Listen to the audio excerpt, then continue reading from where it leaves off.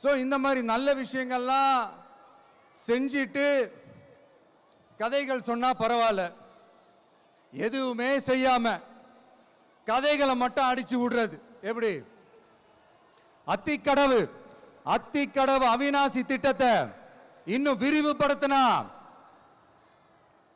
அந்த 3 மாவட்டத்தில் இருக்கிற லட்சக்கணக்கான மக்களுக்கு எவ்வளவு பிரயோஜனமா இருக்கும். எத்தனையோ லட்சம் ஏக்கர் நிலங்கள்ல விவசாயம் நடத்தினா எவ்வளவு பிரயோஜனமா இருக்கும்.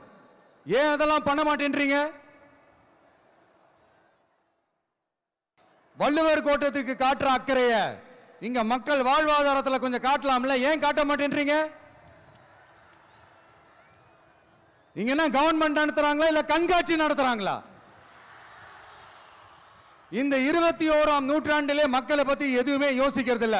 ஆனா அந்த காலத்திலேயே இது எல்லாத்தையும் பத்தி யோசிச்ச மக்களை பத்தி, குடிக்கிற தண்ணியை பத்தி, விவசாயத்தை பத்தி, அணை கட்டுறதை பத்தி, கால்வாய் வெட்டுறதை பத்தி, இதெல்லாம் எங்கிருந்து?